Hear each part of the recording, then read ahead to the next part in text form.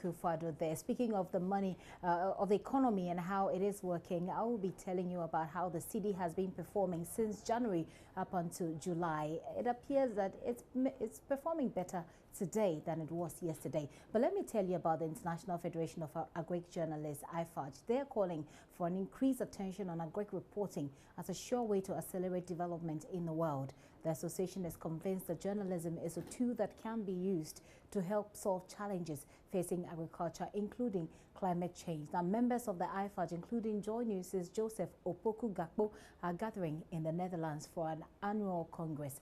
Joseph has also been nominated for the Young Leaders in Journalism Award. He has been speaking to Steve Werblow, who is General Secretary of the IFAJ from Netherlands. I guess some fundamental things I would love to see is more discussion of the science behind the issues that touch agriculture. So agriculture, we in order to address issues of climate change, we need to understand the science. We need to understand what's happening in our climate and what impact that has on the ground to a farmer. And then with that impact, what does that do to our food systems? What does that do to our economic systems, to the ability of farmers to produce food and move it?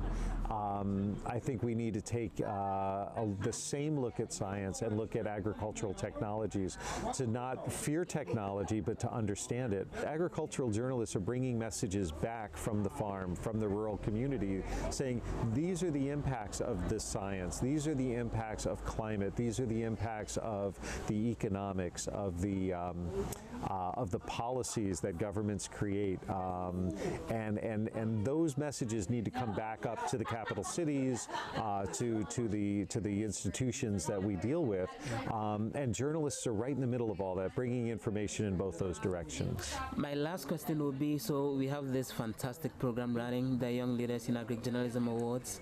Myself, I'm one of the award winners.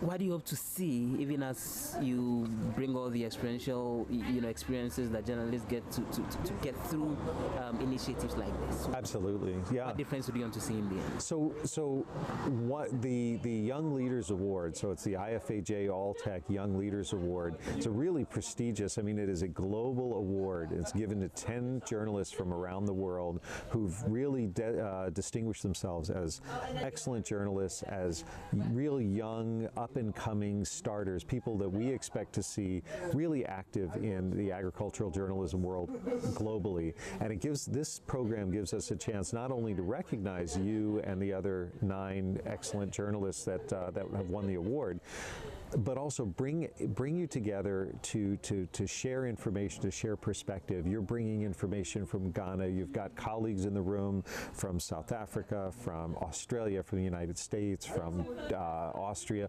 all over the world. And to sit down and be able to exchange perspectives on what's important for agricultural journalists, what's different, what's similar, and also to exchange ideas, to watch each other report, to share an experience on farm and be able to work together and watch each other do our crafts really makes us all better. It's a professional development opportunity, and what I'm hoping is, and what we all hope at IFAJ, is that it helps us not only tap into great young minds and talents that are going to be the future of the organization, but also provides an opportunity for professional development.